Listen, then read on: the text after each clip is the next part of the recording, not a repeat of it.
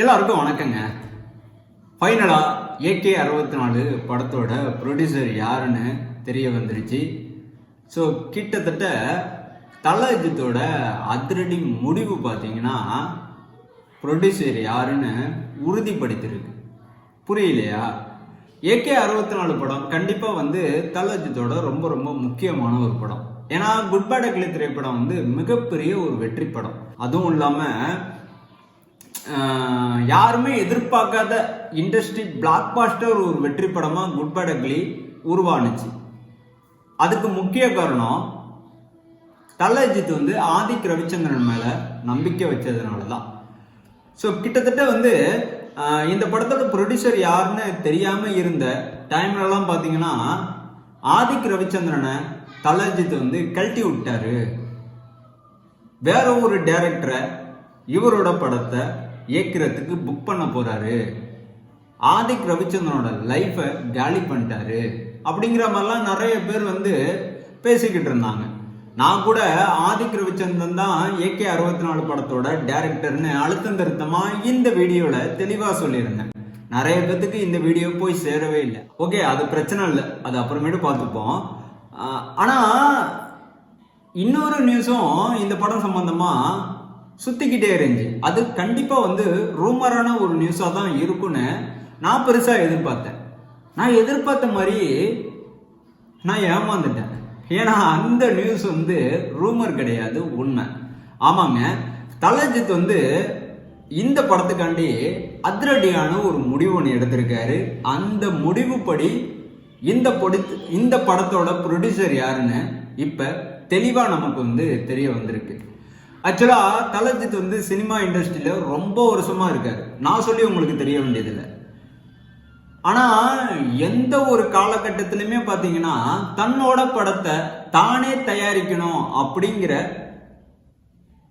ஒரு முடிவுக்கு தலஜித் என்னைக்குமே வந்ததும் கிடையாது. அப்படியாப்பட்ட ஒரு முடிவு எடுக்கணும்னு இவருக்கு அவசியம் ஏற்பட்டதே இல்லை. ஆனா இந்த AK64 படத்துக்கு மட்டும் இந்த மாதிரி ஒரு முடிவு எடுக்க வேண்டிய கட்டாயத்துல தலஜித் தள்ளப்பட்டாருங்க. அதுதான் உண்மை. ஆக்சுவலா உங்களுக்கு தெளிவா சொல்லணும்னா இந்த குட் பேட் அக்லி திரைப்படத்தோட சக்சஸுக்கு பிறகு தலஜித் தன்னோட சம்பளத்தை கொஞ்சம் அதிகமா ஏத்திருக்காருங்க. அதுதான் உண்மை. ஆக்சுவலா எவ்வளவு ஏத்திருக்காருன்னா குட் பேட் அக்லி திரைப்படத்துக்கு தலஜித்துக்கு கொடுக்கப்பட்ட சம்பளம் பார்த்தீங்கன்னா 150 கோடி. ஓகேங்களா? ஸோ குட் பேட் அக்லி திரைப்படம் வெற்றி அடைஞ்சதுக்கு பிறகு மிகப்பெரிய ஒரு சக்சஸுக்கு பிறகு தலஜித்தோட அடுத்த படத்தோட சாலரி கிட்டத்தட்ட 180 கோடி அப்படிங்கிற மாதிரி தலஜித் முடிவு பண்ணிட்டாரு. இது பிக்சட் சாலரி, அதாவது நிர்ணயம் செய்யப்பட்ட சம்பளம். ஓகேங்களா?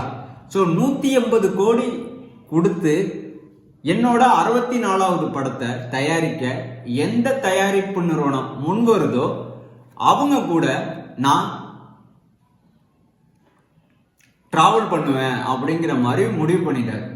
ஸோ கிட்டத்தட்ட சத்யஜோதியிலேருந்து, மைத்ரி மூவி மேக்கர்ஸ்லேருந்து, வேல் ஃபிலிம் இன்டர்நேஷனல்லேருந்து, இப்படி ஏகப்பட்ட ப்ரொடக்ஷன் கம்பெனி எல்லாருமே தலஜித்தை மீட் பண்ணி இந்த AK64 படத்தை நாம தயாரிக்கலாம் அப்படிங்கிற பேச்சுவார்த்தைலாம் ஈடுபட்டாங்க. ஆனா தலஜித்தோட அந்த சாலரி இஷ்யூ பாத்தீங்கன்னா இந்த தயாரிப்பு நிறுவனத்தினால இந்த படத்தை தயாரிக்க முடியாம போயிடுச்சு. அதுவும் இல்லாம தலஜித் என்னைக்குமே அவரு ஒரே ஒரு விஷயத்த ஃபாலோ பண்ணுவாருங்க. நான் எடுத்த முடிவு தப்போ ரைட்டோ அதுலேருந்து நான் பின்வாங்க மாட்டேன். அந்த முடிவோட யாரு என் கூட டிராவல் பண்றாங்களோ அவங்க கூட தான் நானும் டிராவல் பண்ணுவேன். அதாவது இவரோட கொள்கையை மாத்திப்பாரு. ஆனா அது எல்லா நேரத்திலையும் மாத்திக்க மாட்டார். அதுவும் சம்பள விஷயத்துல இவரு ஏன் மாத்திக்கணும், எதுக்காண்டி மாத்திக்கணும்?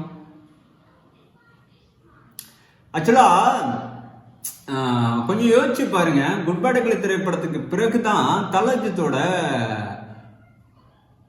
மார்க்கெட் என்னன்னு அவருக்கே நல்லா தெரிஞ்சிருக்கு. ஆக்சுவலா இவரோட மார்க்கெட் வேல்யூ மனுஷன் இப்பதான் வந்து புரிய ஆரம்பிச்சிருக்காரு.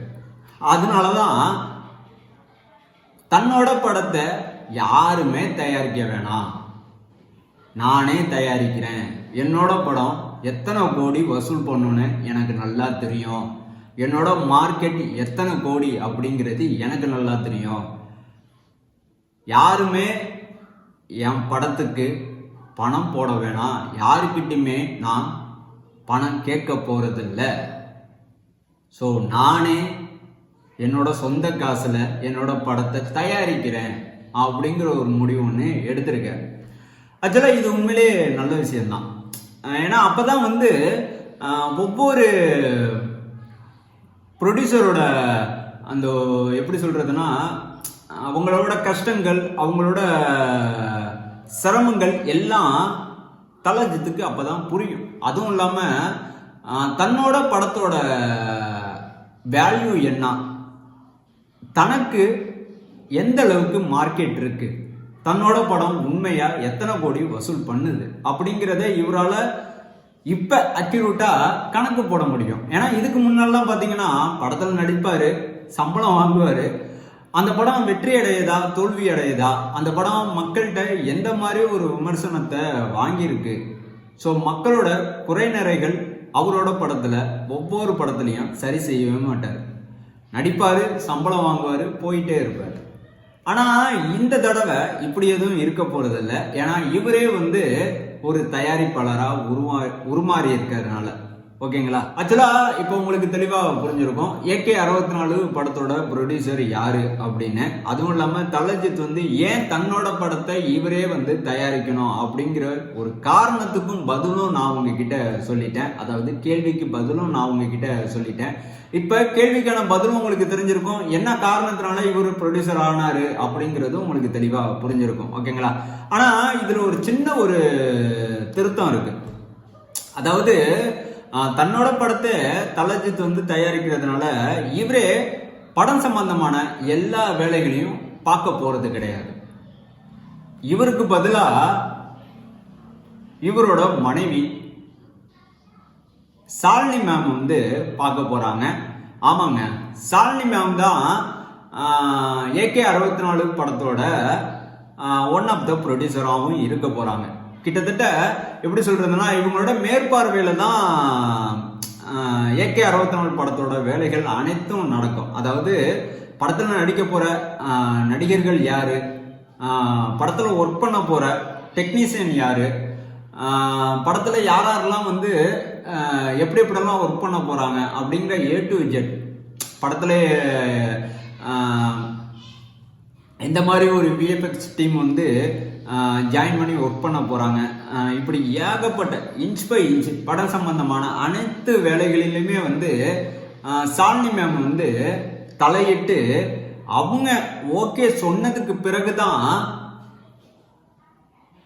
படத்துல நடிக்க போற நடிகர்களோட தேர்வு நடக்கும், படத்துல ஒர்க் பண்ண போற டெக்னீசியனோட தேர்வுகள் நடக்கும். இப்படி எல்லாமே சாலினி மேமனோட முடிவுக்கு ஒத்து வரப்பதான் படத்தோட ஒட்டுமொத்த வேலைகளும் கம்ப்ளீட்டா முடியுங்க. எனக்கு புரிஞ்ச மாதிரி உங்களுக்கு புரியுற மாதிரி நான் தெளிவா சொல்லியிருக்கேன்னு நினைக்கிறேன். கண்டிப்பா உங்களுக்கு புரிஞ்சிருக்கும். புரியலன்னா கமெண்ட்ல உங்களோட ஒப்பீனியனை ஷேர் பண்ணுங்க.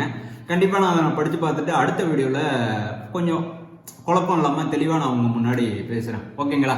அப்புறம் ரொம்ப நாளா வந்து ஒரு காஸ்டிங் ரூமர் ஒன்று போயிட்டு இருக்குங்க. ஆக்சுவலா என்ன மேட்டர்னா ஸ்ரீலீலா இந்த படத்துல முக்கியமான ஒரு ரோல் பண்ண போறாங்க அப்படிங்கிறது நான் மட்டும் இல்லை, எல்லாருமே உங்ககிட்ட சொல்லியிருப்பாங்க. நீங்களும் ஒரு சில நியூஸ் மீடியாவில் வந்து செக் பண்ணி நியூஸுகளை படித்து தெரிஞ்சிருப்பீங்க. ஓகேங்களா? ஆனால் இப்போ கிடைச்ச ஒரு இன்ஃபர்மேஷன் என்ன தெரியுமா, கிட்டத்தட்ட இது ரூமராக தான் நான் பார்க்குறேன். இது வந்து உண்மையான ஒரு விஷயம் கிடையாது. ஓகேங்களா? இந்த படத்தோட காஸ்டிங் ரூமர் உண்மையிலேயே வந்து நிறைய பேர் வந்து ரூமர்னு சொல்லாம எப்பா இவங்க தூக்கிட்டாங்கப்பா, இவங்க தான் நடிக்க போறாங்க அப்படிங்கிற மாதிரிலாம் சொல்லிக்கிட்டு இருக்காங்க. ஆனா பொறுத்திருந்து பார்ப்போம் யார் யாரு இந்த படத்துல நடிக்க போறாங்கன்னு. ஓகேங்களா?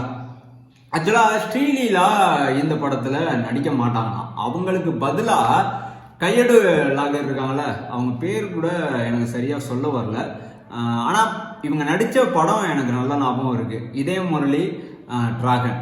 ஓகேங்களா? ஆக்சுவலா கையடு வந்து இப்பதான் தமிழ் சினிமா இண்டஸ்ட்ரியில வளர்ந்து வரும் ஒரு முன்னணி நடிகையா இருக்காங்க. ஓகேங்களா? நல்ல அழகாவும் இருக்காங்க, நல்ல டான்ஸ் ஆடுறாங்க, க்ளோஸ்அப் ஷாட்லாம் வந்து செமையா பண்றாங்க. ஸோ அந்த இவங்களோட பர்ஃபார்மன்ஸ்ல எந்த ஒரு குறையுமே பார்க்க முடியல. ஆக்சுவலா வந்து எந்த நடிகர்கள் கூட இவங்க வந்து ஜோடியா நடிச்சாலும் அது கியூட்டா தான் இருக்கும்.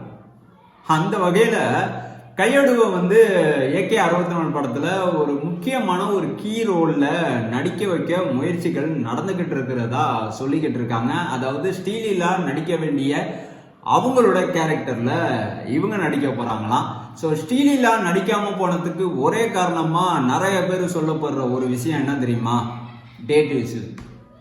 அதாவது AK 64 படத்தோட ஷூட்டிங் வந்து ஆகஸ்ட் மாதம் ஆரம்பிக்க போறதா சொல்லிக்கிட்டு இருக்காங்க. ஸோ ஒருவேளை ஆகஸ்ட் மாதம் இந்த படத்தோட ஷூட்டிங்கை ஆரம்பிச்சாங்கன்னா கண்டிப்பா வந்து ஸ்ரீலீலாவால படத்தோட ஷூட்டிங்ல கலந்துக்க முடியாது. ஏன்னா அவங்க கிட்ட டேட் இல்லை. ஸோ அவங்களோட டேட் அனைத்துமே வந்து ஹிந்தி படத்துக்காண்டி முன்னாடியே கொடுத்துட்டாங்க. ஸோ ஹிந்தி படத்தோட ஷூட்டிங் வேலைகள்லாம் முடிகிறதுக்கு கண்டிப்பாக வந்து 60 நாள் டைம் எடுக்கும். ஸோ இந்த ஒரு காரணத்தினால தான் AK 64 படத்தில் ஸ்ரீலீலாவால் நடிக்க முடியல. இந்த ஒரு காரணத்தினால தான் கையடு இந்த படத்துல நடிக்க ஓகே சொல்ல போறாங்க. ஏன்னா பேச்சுவார்த்தை ரொம்ப ரொம்ப தீவிரமா போயிட்டு இருக்கு அப்படிங்கிற மாதிரியும் சொல்றாங்க. ஆகஸ்ட் மாசம் படத்தோட ஷூட்டிங் சொல்லி இருக்கிறதுனால நான் நம்பல, நான் கேள்விப்பட்ட ஒரு விஷயத்த உங்ககிட்ட சொல்லியிருக்கேன். அப்புறம் ஹாதிக் ரவிச்சந்திரன் தான் டைரக்டர். ஸோ என்ன நடக்குது ஏது நடக்குது அப்படிங்கிறத பொறுத்திருந்து பார்ப்போம். ஸோ அஃபீஷியல் அப்டேட் வர வரைக்கும் உங்களை மாதிரியே நானும் வெயிட் பண்ணிட்டு இருக்கேன்.